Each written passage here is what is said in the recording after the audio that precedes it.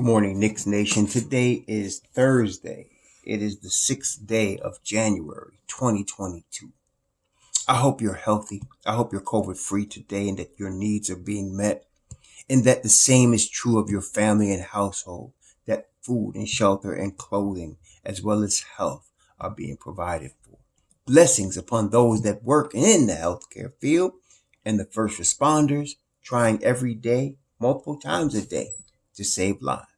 Blessings upon those also that make deliveries for us, that we might be able to get what we want when we want for our convenience. And those that keep our streets and sidewalks clean by picking up garbage. Blessings also upon those that are trying to help deliver rescue the victims of pornography and child pornography, the victims of prostitution and child prostitution, the victims of human trafficking and sex slavery, the victims of child molestation and pedophilia. Blessings upon these victims and those trying to help rescue them and deliver them.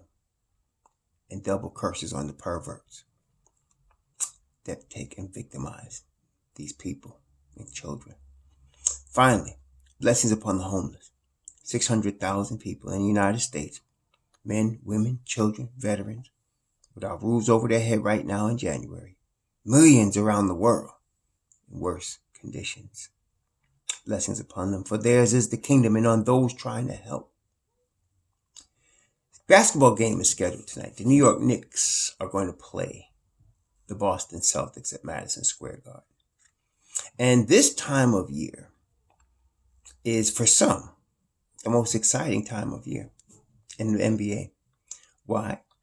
Because everybody with a crack pipe and a computer mouse able to get the NBA 2K can think of a million trades they want to see. And so it's trade season. Trade deadline is in February, and everybody has, I think if you go and look at it, I think every player in the NBA, somebody has put a Knicks uniform on them and said we should trade and go get this player. Of course, that's not going to happen. But we do need to think about what the Knicks really can and need to do going forward in this trade season for our team. What you have to do first, when you're talking about trades, you don't just look at a player's NBA 2K rating or his stats and say, oh, we're just going to throw him on the Knicks and that's going to be great. It doesn't work like that. What you really want to do is you want to look at the direction of your team, the planned direction of your team. After all, remember, Leon Rose is trying to establish a long-term, sustainable winner in New York.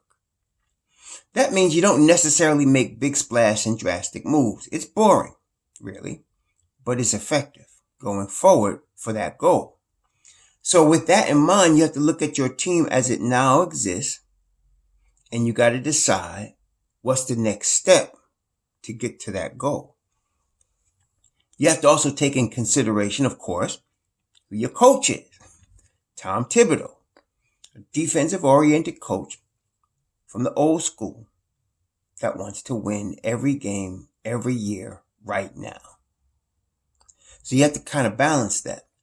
Now, some of you have to take in consideration the fact that I am sure that when they hired Tom Thibodeau, they had long discussions with him about the direction of the team, what they wanted to do going forward, and how they wanted to do it. I'm sure there was enough agreement, obviously, for them to hire him, but I'm sure there were also disagreements. Okay? So, there's a balance between what the overall goal is sometimes and what the coach wants. Now, you look at the Knicks. And again, when you look at the Knicks roster, you understand that there are 9 players. The Knicks have, let me just take a look at it just to show, but they have at least 9 players. Let's see here.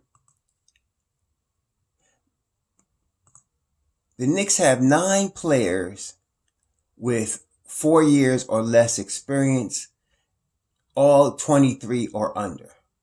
1, 2, 3, 4, 5, 6, 7, 8, 9. 9. That's including Luke Samanchik and Jericho Sims are two-way players, but that's still included as part of the roster. So we have 9 players out of the 15 on the roster with 4 years or less experience that are 23 or less or younger. Okay, so you have a young team in that regard. Remember also that last year was the first year of rebuild, and this is the second year of rebuild. Now, Tom, don't tell Thibodeau that because he don't want to hear that, but that's really what it is, especially when you look at the youth on your roster. So, that being the case, we know that Tom wants to play veterans. He wants veterans, and he wants veterans that's going to help him win today. You have, as far as the veterans on our team now, you have Julius Randle as a veteran, Evan Fournier, Alec Burks, Kemba Walker, Derrick Rose, Taj Gibson. These are all veterans. And then, of course, Mitchell Robinson, who is still young but is in his fourth season, can be considered a veteran now. This is his fourth season. It's Kevin Knox, who's still 22. This is his fourth season. So you still have, but Knox is still developing, and so is Mitchell Robinson. Mitchell Robinson's obviously farther along than Kevin Knox because he's played more, So Mitchell Robinson's a quasi-veteran, but he's still 23 years old. So now what do you want to do going forward? Now, let's say what you don't want to do. What you don't want to do is stockpile more young players. Where are you going to put them? You got 9 now on your roster. Okay? So you don't need to stockpile more young players. So everybody talking about we should draft this guy and draft this guy. This is not the year. Last year was the year we did big draft. We got 4 players last year's draft. 4 good players. This year, just to let y'all know, I really don't start looking at the draft till like All-Star break, NBA All-Star break. I start looking closely at the draft and let the players and making more evaluations. But unless a player really caught my eye when they're in high school, and nobody's really done that.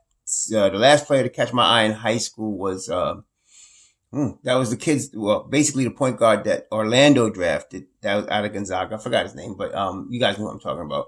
That was what's that kid's name? He was the last guy I was really looking at from high school that really caught my eye, and I was like, let me watch this kid because he's going to be Jalen Suggs. I said, oh, this kid's going to be good. I liked him. Cade Cunningham, a lot of kids from last year, Cade Cunningham, Jalen Suggs. I had seen those guys like 2 years before when they were coming out of their AAU years and going into their high school senior years. And that was a good class last year. And the people were looking for that for a minute. So I ain't seen anything like that that's caught my eye this year. But just to let y'all know, as far as draft, if we could get one young player that can become impact in a couple of years, that we can put in the G League and work and become an impact player maybe in 2 years. Okay. Or if you get a guy that's a really sharp shooting guy that can shoot the rock and he's like a senior something, he's 21, 22, and you could bring him off the bench and help. But that's about it. You don't really want a lot of young players this year. If things go right, we're not going to have a top 10 pick. And I think the Knicks are going to be better than people think closing this season out.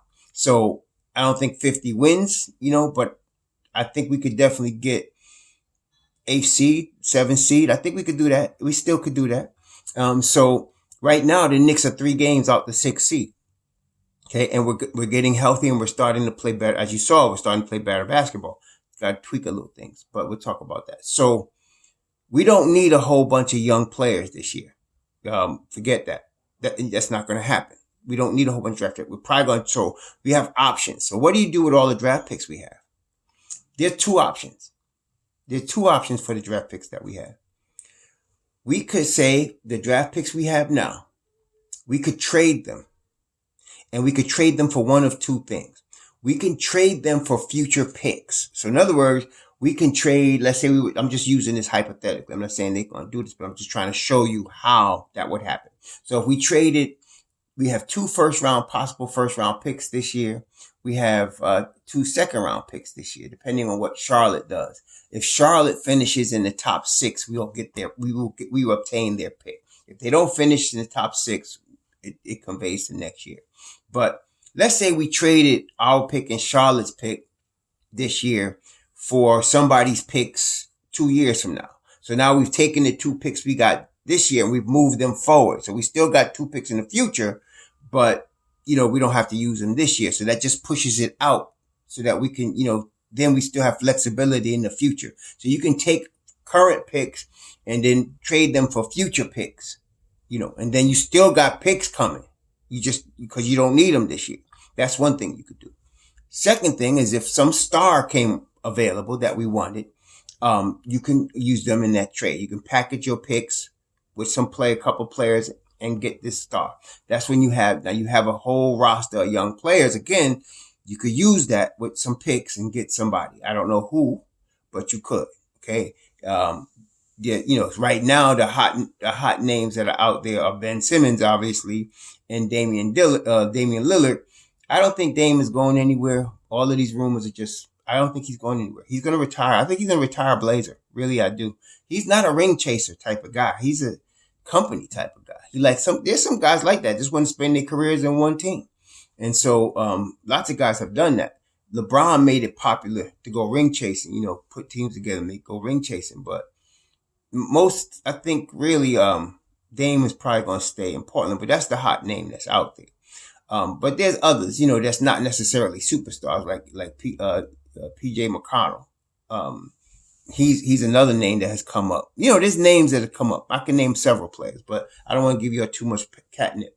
Thing is, if you wanted to do that, you could. You could package your picks with some young players and get your star, whoever you want to bring in.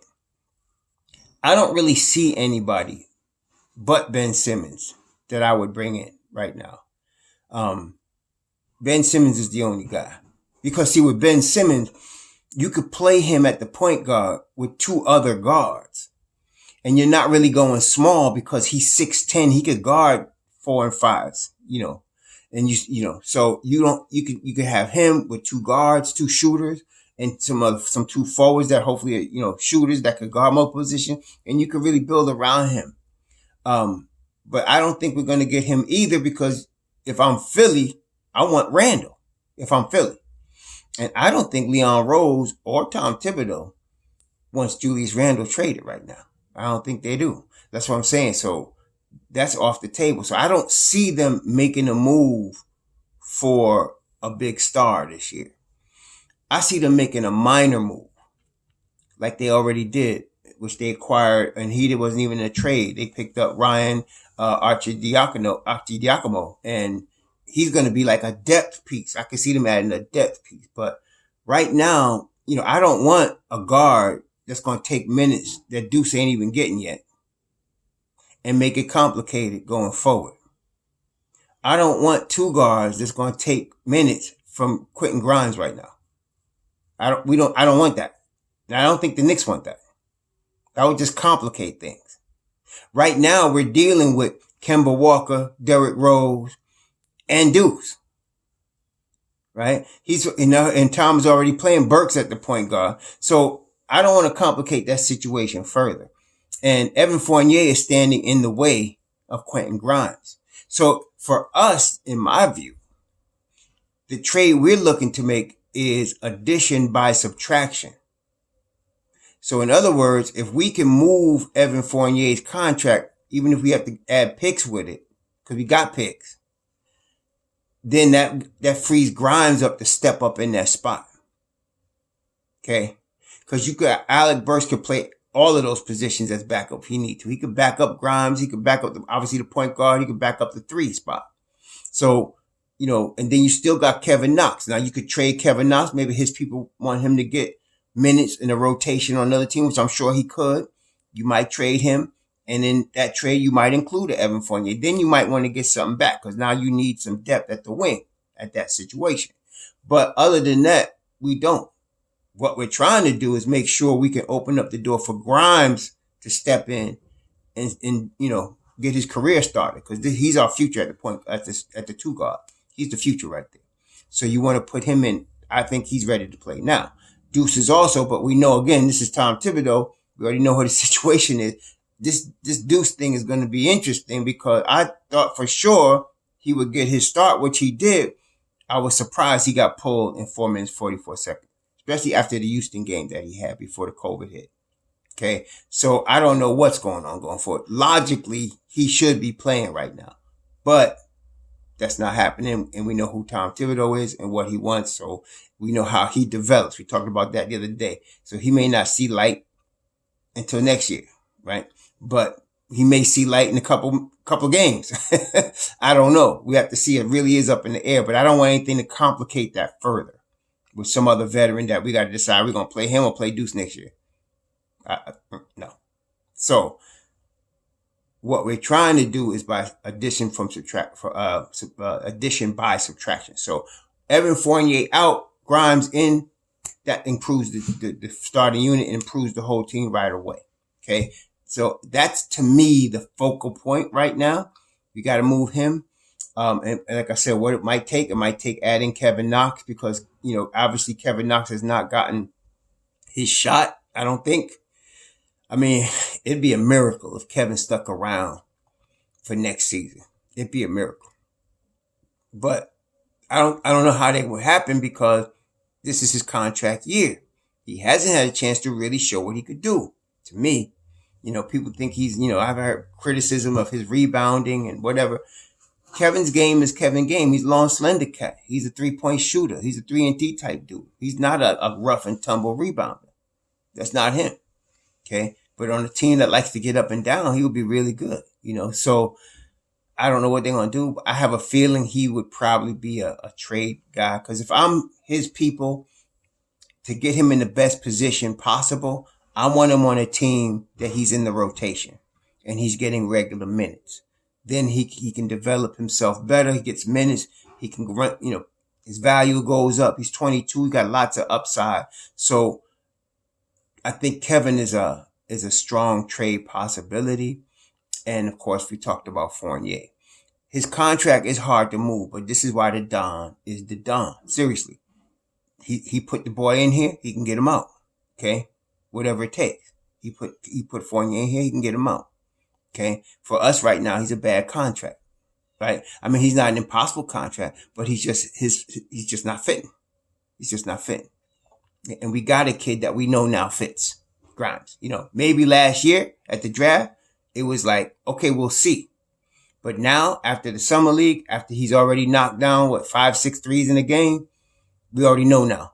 This cat's got the goods. He's our future at the 2. It's time to play him. Okay. He already plays better defense for sure.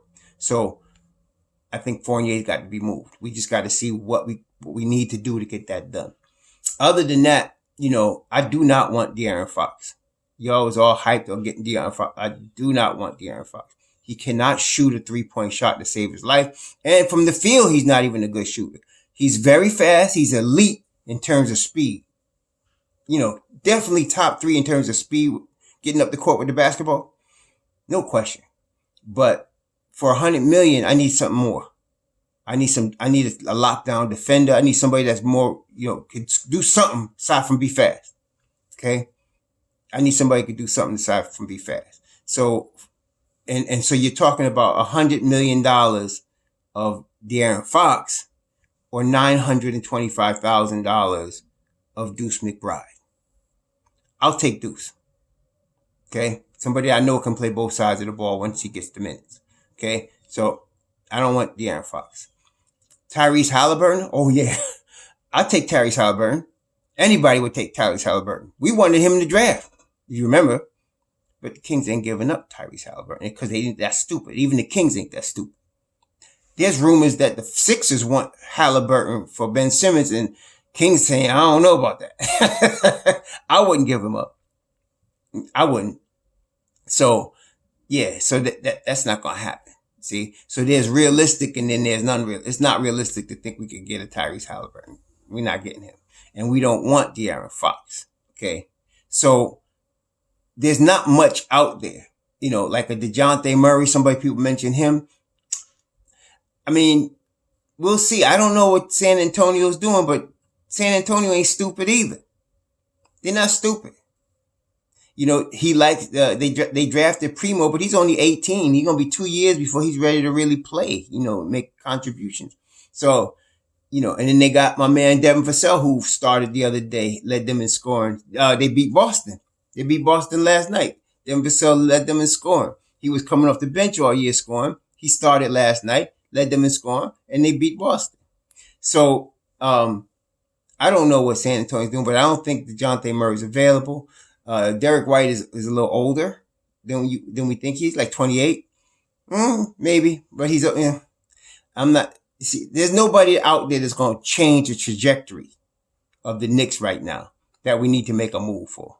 Like I said, we got a Ben Simmons. He's on the market, but they're going to want Julius Randle. They're not going to take just picks for Ben Simmons. They want an all-star level player. And and Julius is a 4, and they could use a 4 in Philly. So we're not doing that. That's not going to happen. It's not going to happen. I mean, I'm not saying I don't want it. I'm just telling you it's not going to happen. Okay. Now everybody's talking about Cam Reddish. Okay. Where he going to play? I'm not putting Grimes behind him. I'm not. Grimes is my starting 2 guard. What? He going to play RJ's spot? No. So, okay. What? He going to play the 4 in front of who? Randall or Obi? See what I'm saying? What you going to do? Bring him off the bench? You think he wants to come off the bench? He's a starter. See? So, and then Gallinari is now available. Now,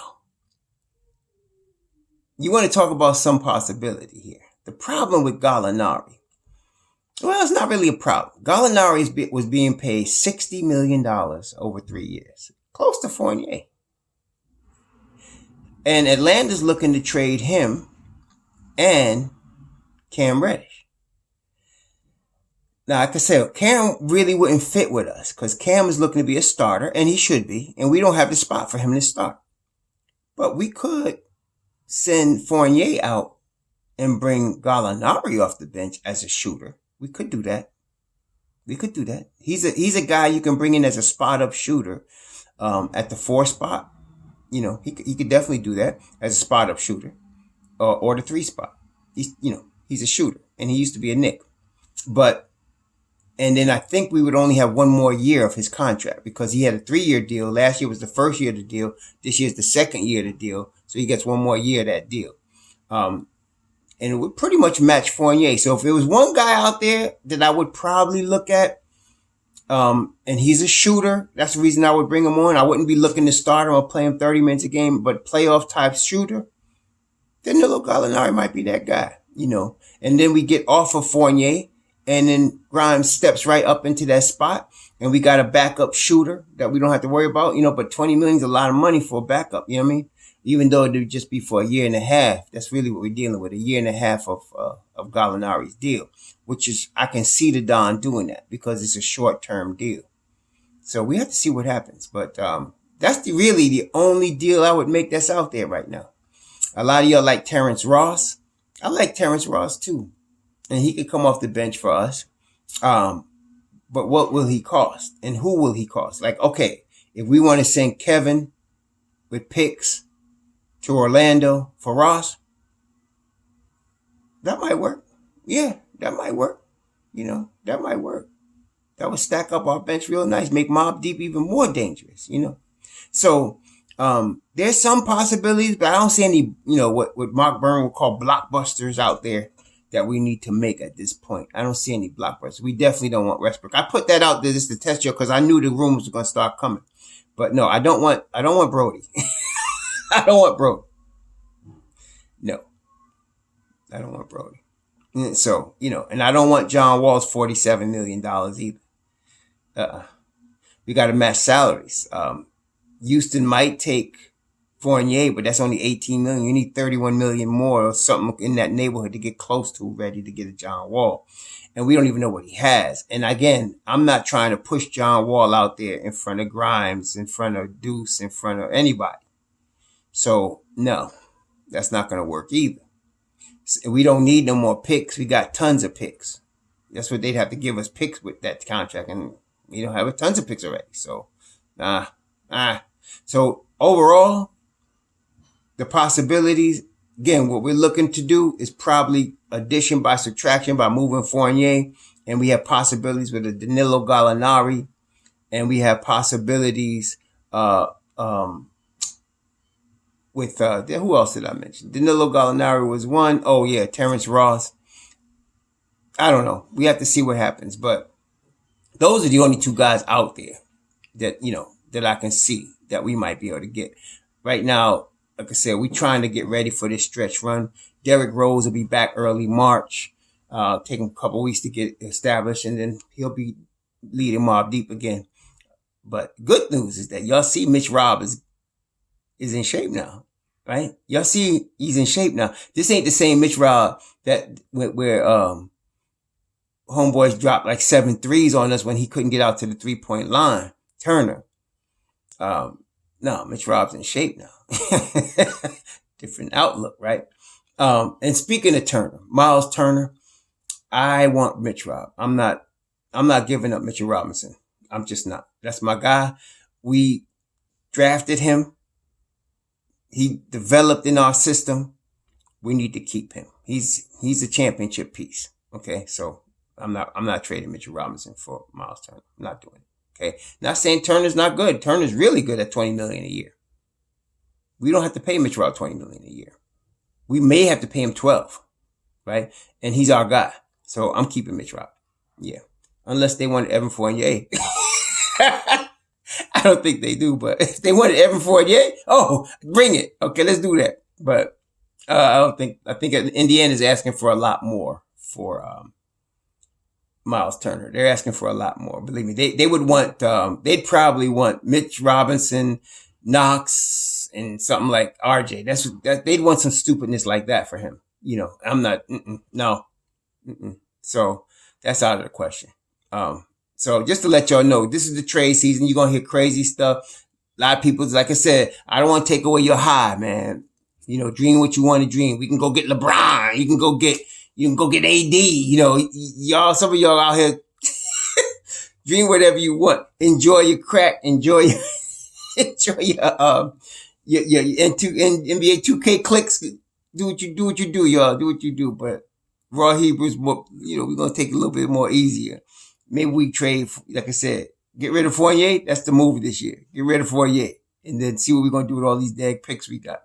Get our youth to play. We got to get them to play, y'all. So that's it for today. Tonight, Boston, I don't even know who the starting lineup is. I don't think Kemba's going to play today. I think they said he practiced lightly yesterday. That knee is going to be a permanent problem. Everybody making a big deal that there was no more further damage. The damage been done, man. He's going to be able to play at a high level for a couple of games, and then he's going to do just like you see here, sit. Because the knee is just what it is, man. So, I'd rather hand the keys to my man Deuce and let's go, but that ain't going to happen. So we're working with what we're working with. But anyway, I'm glad Randall's playing at a high level. Let's see. Hopefully he continues to do that. Yeah, I'm not worried about RJ. RJ's just developing. So hopefully he just continues to be aggressive, continues to learn, and plays the high IQ ball that he always plays and gets better on defense. I'm not worried about RJ. But Randall, then I don't know. This hopefully comes with the mindset he had the other day. Quick decisions, hustling on defense, not over dribbling, handing it to a guard, and then we'll be okay. I think we're in good shape if he does that. But we'll see tonight. Anyway, please be safe. Have a good day. We'll talk. Shalom.